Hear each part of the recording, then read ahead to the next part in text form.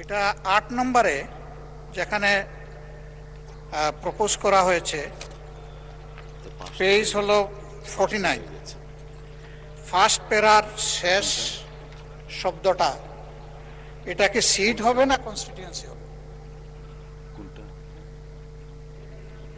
মাননীয় বিরোধী দলের নেতা দয়া করে আবার একটু রিপিট করেন, আমরা শুনি কোন বিষয়টা আপনি বলতে চাচ্ছিলেন। এটা পৃষ্ঠা নম্বর 49, 8-এর বি, সেকেন্ড পেজে ফার্স্ট প্যারার শেষ শব্দ। আপনি কি ওই যে রিপোর্ট থেকে পড়ছেন নাকি? যে আমি এখানে যা পেয়েছি তার থেকে বলতেছি। ওখানে লেখা আছে, returning officer shall by public notice declare such candidate to be elected to the seat or constituency. মাননীয় বিরোধী দলের নেতা মেহেরবানি করে একটু ধৈর্য ধরুন, আমি একটু দেখে নেই, আমার সামনে নাই যা আপনি রেফার করছেন। ধন্যবাদ।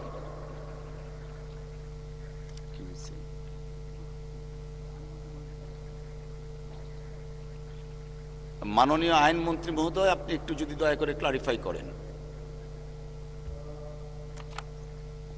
মাননীয় স্পিকার, আপনাকে ধন্যবাদ। মাননীয় স্পিকার, এখন আমি এই বিলটার উদ্দেশ্য কারণ সংবলিত একটি বিবৃতি আপনার সামনে উপস্থাপন করার অনুমতি চেয়েছি।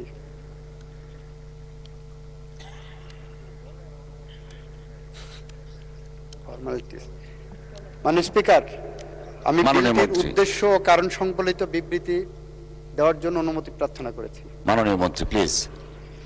নির্বাচন সংশ্লিষ্ট কার্যক্রম সুষ্ঠুভাবে সম্পাদনের সুবিধার্থে representation of the people order 1972 সংশোধন ক্রমে representation of the people amendment ordinance 2025 এবং representation of people second amendment ordinance 2025 প্রণয়ন জারি করা হয়।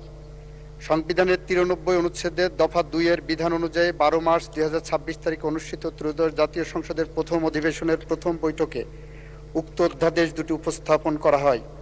উক্ত অধ্যাদেশ দুটির মধ্যে প্রণীত বিধানসমূহ ত্রয়োদশ জাতীয় সংসদ নির্বাচনে প্রয়োগ করা হয়েছে। উক্ত অধ্যাদেশ দুটি ধারাবাহিকতা রক্ষার্থে সংবিধানের 93 অনুচ্ছেদের দফা 2-এর বিধান অনুযায়ী ত্রয়োদশ জাতীয় সংসদের প্রথম অধিবেশনের প্রথম বৈঠক হতে 30 দিনের মধ্যে সংসদে বিল আকার উপস্থাপন পূর্বক পাশ করতে হবে। তাই উক্ত অধ্যাদেশ দুটির বিধানাবলী সমন্বয়ে একটি আইন প্রণয়ন করা সমীচীন হবে। প্রস্তাবিত বিলটি আইনে পরিণত হলে জাতীয় সংসদের নির্বাচন সংশ্লিষ্ট কার্যক্রম আরও সুষ্ঠুভাবে সম্পন্ন করা সম্ভব হবে। মাননীয় স্পিকার, সে কারণে representation of the people order 1972 এর অধিকতর সংশোধনকল্পে আনিত বিলটি পাশ করা হোক।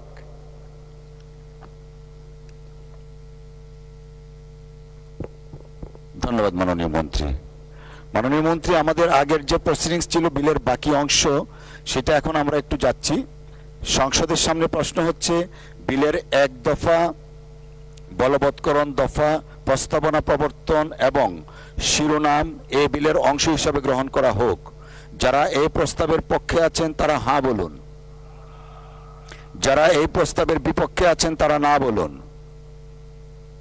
আমার মনে হয় হ্যাঁ জয়যুক্ত হয়েছে, হ্যাঁ জয়যুক্ত হয়েছে, হ্যাঁ জয়যুক্ত হয়েছে। অতএব বিলের 1 দফা বলবৎকরণ দফা প্রস্তাবনা প্রবর্তন এবং শিরোনামা এই বিলের অংশ হিসাবে গৃহীত হলো।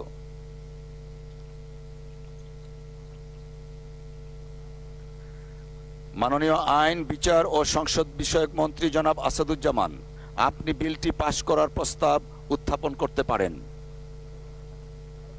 মাননীয় speaker, representation of the people order 1972 এর অধিকতর সংশোধনকল্পে আনিত বিলটি পাশ করা হোক। Representation of the people amendment bill 2026 উত্থাপিত আকারে পাশ করা হোক। সংসদের সামনে প্রশ্ন হচ্ছে, সংসদে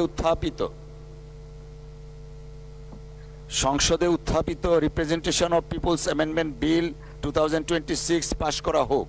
যারা এই প্রস্তাবের পক্ষে আছেন তারা হ্যাঁ বলুন, যারা এই প্রস্তাবের বিপক্ষে আছেন তারা না বলুন। আমার মনে হয় হ্যাঁ জয়যুক্ত হয়েছে, হ্যাঁ জয়যুক্ত হয়েছে, হ্যাঁ জয়যুক্ত হয়েছে। অতএব সংসদে উত্থাপিত representation of people amendment bill 2026 পাশ হলো।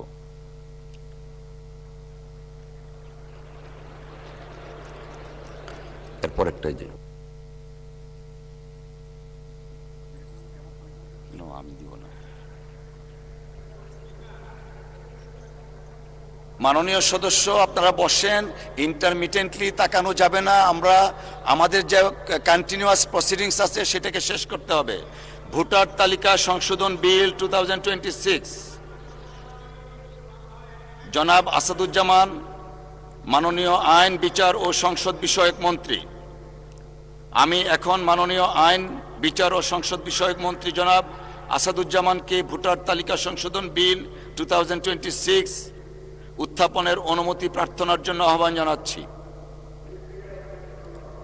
মাননীয় স্পিকার, আমি মোহাম্মদ আসাদুজ্জামান, মন্ত্রী আইন, বিচার ও সংসদ বিষয়ক মন্ত্রণালয়, ভোটার তালিকা আইন 2009-এর অধিকতর সংশোধন কল্পে আনিত একটি বিল, ভোটার তালিকা সংশোধন বিল 2026 এই মহান সংসদে উত্থাপনের জন্য অনুমতি প্রার্থনা করছি। মাননীয় মন্ত্রী, আপনি বিলটি উত্থাপন করুন। আসাদুজ্জামান, মন্ত্রী আইন, বিচার ও সংসদ বিষয়ক মন্ত্রণালয়, ভোটার তালিকা আইন 2009-এর অধিকতর সংশোধন কল্পে আনিত একটি বিল, ভোটার তালিকা সংশোধন বিল 2026 এই মহান সংসদে উত্থাপন করলাম। ভোটার তালিকা সংশোধন বিল 2026 সংসদে উত্থাপিত হলো।